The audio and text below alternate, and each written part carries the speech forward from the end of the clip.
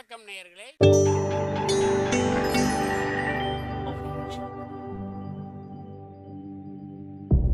மகிழ்ச்சிக்கோர் தென்கட்சி என்ற அலைவரிசையில்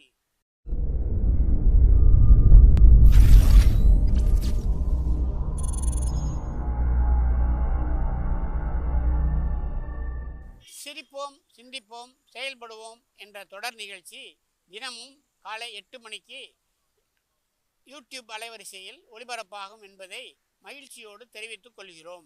ஒரு ஊரில் ஒரு குரு இருந்தார். ஒரு நாள் அவரை தேடிட்டு ஒருத்தன் வந்தான். உனக்கு என்ன வேணும்னு கேட்டார் குரு. எனக்கு ஞான தெளிவு வேணும், அதுக்கு உங்கள் உபதேசம் எனக்கு தேவைன்னா. உபதேசம் வேணும்னா அதை பெற்றுக்கொள்ளுகிற அளவுக்கு தகுதி உள்ளவனா உன்னை தயார்படுத்திக்கணுமேன்னார். அதுக்கு நான் என்ன செய்யணும்னு சொல்லுங்கன்னா, முதல்ல நீ செய்ய வேண்டியது என்னென்னா, உங்ககிட்ட இருக்கிற எல்லா கெட்ட குணங்களையும் விட்டுட்டு 1 வருஷம் கழித்து வா, அப்புறம் பார்க்கலான்னார். அவ்வளவு தானே, சரின்னு சொல்லிவிட்டு அவன் போயிட்டான். 1 வருஷம் கழித்து வந்தான். அவன் அங்கே வந்து சேர்ந்த சமயத்தில் அந்த ஆசிரமத்தின் மண் தரையை ஒரு வேலைக்காரன் பெருக்கி சுத்தம் பண்ணிக்கிட்டு இருக்கிறான். அந்த மண் தரையிலேருந்து எழுந்த புழுதி அதிகமாக இருந்தது. அது காற்றுல கலந்தது. சீடனையே மறைக்கிற அளவுக்கு ஆயிட்டுது. ஒரே புழுதி மயம். சீடனுக்கு கோபம் வந்துட்டுது. அந்த வேலைக்காரனை அடிக்கிறதுக்காக கையை வாங்கிட்டு போனான். அவன் ஓடி போய் குருக்கிட்ட சொல்லிவிட்டான், குருவே, உங்கள் உத்தரவுப்படி தான் நான் தரையை சுத்தம் பண்ணேன், ஆனால் அந்த ஆள் என்னை அடிக்க வர்றான் அப்படின்னா. குரு பார்த்தார், அந்த சீடனை கூப்பிட்டார். இதை பாருப்பா, உன்னுடைய எண்ணங்களில் பாம்பு புகுந்துட்டுது, அதையெல்லாம் விரட்டி அடிச்சுவிட்டு 1 வருஷம் கழித்து வா, அதுக்கப்புறம் பார்க்கலான்னு விட்டார். சீடன் யோசனை பண்ணான். சரின்னு சொல்லிவிட்டு போயிட்டான். 1 வருஷம் கழித்து மறுபடியும் வந்தான்.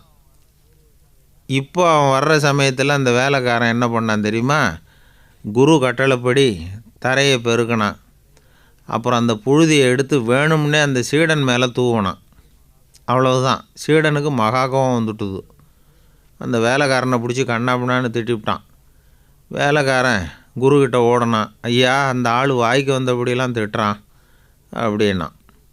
குரு பார்த்தார். ஓ அப்படியா, அப்படின்னா இந்த தடவை பாம்புகள் கிடையாது, இப்போது அவன் இதயத்துக்குள்ளே நுழைஞ்சிருக்கிறது நாய். அதை விரட்டி அடிச்சுவிட்டு இன்னும் ஒரு வருஷம் கழித்து அவனை வர சொல், அப்புறம் பார்க்கலாம் அப்படின்னு சொல்லி அனுப்பி வச்சுட்டார். சீடன் திரும்பி போயிட்டான். 1 வருஷம் கழித்து மறுபடியும் வந்தான். இப்போ அவன் வர்றப்போ என்ன செய்யணுங்கிறத அந்த வேலைக்காரங்கிட்ட குரு ஏற்கனவே சொல்லி வச்சுருக்கிறார். அது பிரகாரமே அவன் பண்ணினான். அவன் என்ன செஞ்சான் தெரியுமா? கூட்டி பெருக்கின புழுதியெல்லாம் ஒரு வாளி தண்ணியில் போட்டு நல்லா கலக்கி அந்த சீடன் தலையில் ஊற்றினான். இவ்வளவு செஞ்சும் இந்த தடவை அவனுக்கு கோபமே வரல. அதுக்கு பதிலாக அவனை பார்த்து நன்றின்னான். எதுக்கு நன்றி தெரியுமா?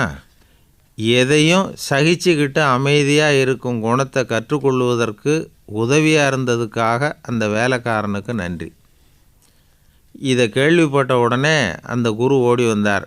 இவனை கட்டி பிடிச்சிக்கிட்டார். இனிமேல் நான் உனக்கு உபதேசம் பண்ணலாம், அதுக்கான தகுதி உனக்கு வந்துட்டுதுன்னார்.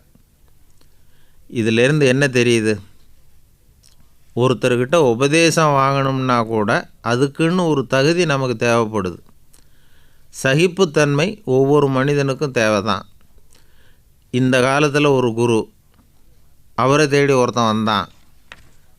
குரு அவனை நிமிர்ந்து பார்த்துட்டு சொன்னார், நீ முதல்ல சகிப்புத்தன்மையை வளர்த்துக்கிட்டு அதுக்கப்புறம் என்கிட்ட வாடினார். இவன் அவரை நிமிர்ந்து பார்த்துட்டு சொன்னான், குருவே, நான் உங்ககிட்ட வந்திருக்கிறதே சகிப்புத்தன்மையை வளர்த்துக்கிறதுக்காகத்தானே அப்படின்னா. ஐயா தென்கட்சி கோ சுவாமிநாதன் அவர்களின் மகிழ்ச்சிக்கோர் தென்கட்சி தொடர் நிகழ்ச்சியினை கேட்டு பயன்பெறுங்கள்.